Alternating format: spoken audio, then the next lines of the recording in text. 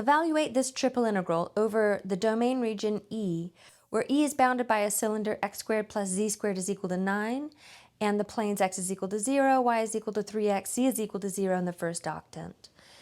The first thing that we want to do is to graph this domain region E. And our E is a three-dimensional domain consisting of all the x, y, z ordered triples that would be plugged into this 4D function that shows up here as the integrand.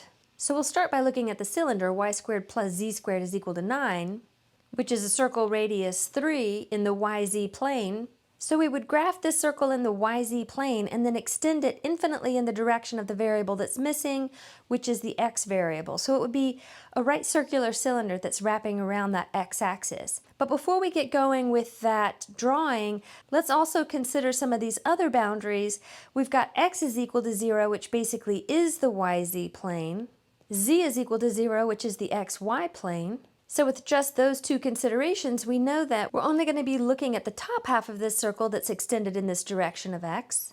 Let's also consider this last plane, which is also one of the boundaries. In order to determine what that plane looks like, we'll graph it in the xy plane, the only two variables that are present in the equation. The y-intercept is 0 and the slope is positive 3, so we're going to go up 3, right 1, and we have a line in the xy plane.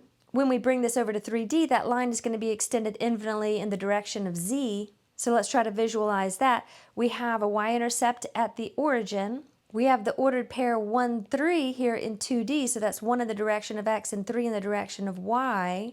And then let's say 0 here because we're in the xy plane, which is the floor. Now we have this line that's extending through this point, and then we're going to extend that line in the direction of the variable that's missing, which is the z variable.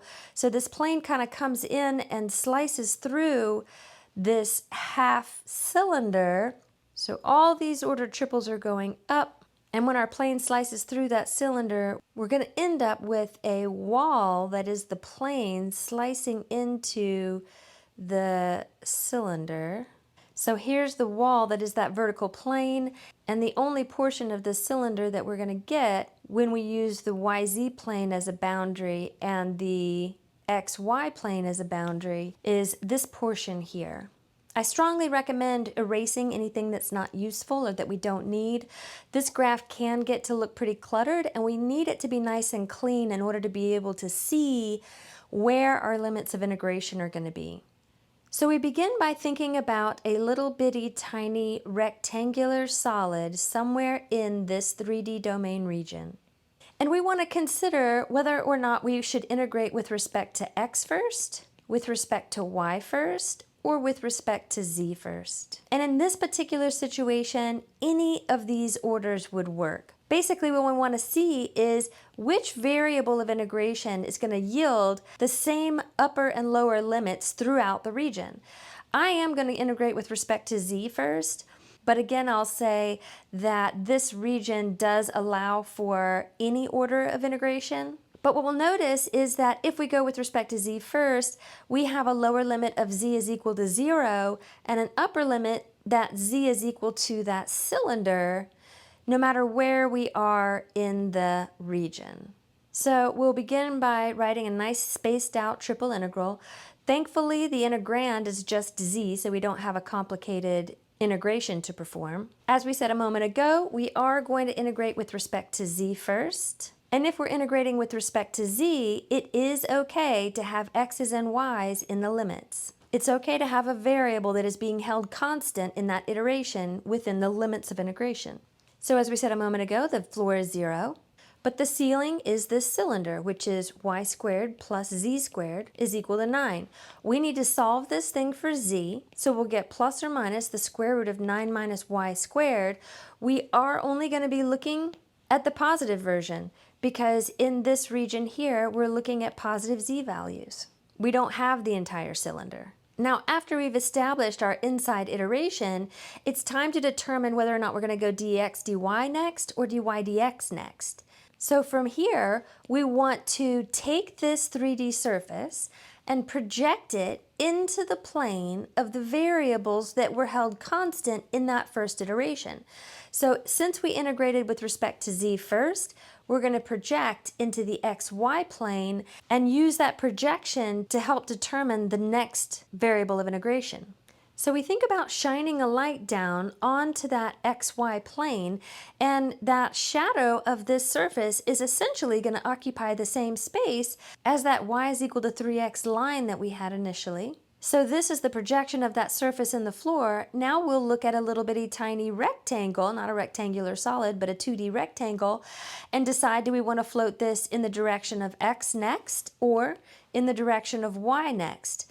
And in this case, either one would work. So let's go ahead and go with respect to y next, which is convenient because we already know that this equation is y is equal to 3x. And if we go with respect to y next, that lower limit can contain x's. The upper limit for y would be the constant value 3. The last iteration would then have to be dx, and we think about with this band at its leftmost extreme value, floating it to the left here, the smallest value of x would be 0. When that band floats all the way to its extreme value over here, the x-coordinate would be 1.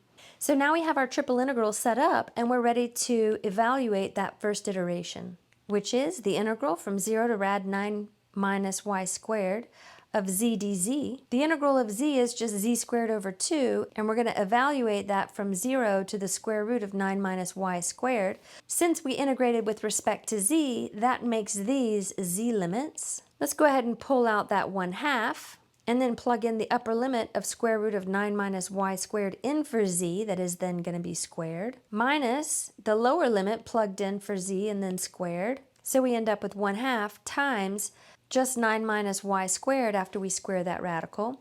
And this becomes the radicand for the second iteration. So let's go ahead and pull that 1/2 outside. We have 9 minus y squared. The second iteration, we're integrating with respect to y, and our limits were 3x to 3. So let's pop those in, and then we integrate. So we have 9y minus y cubed over 3 from 3x to 3. And again, these are y limits, so they get plugged in for the y values. So here we have our antiderivative. We'll plug in the upper limit of 3, and then plug in the lower limit of 3x, and then we simplify. And then this becomes the integrand for the third iteration. And those last limits of integration were from 0 to 1. So the antiderivative would then be evaluated from 0 to 1. So we take our antiderivative and plug in the upper limit of 1. And when we plug that lower limit in, we're going to get 0 in all of those positions, which simplifies all the way down to being 27 over 8.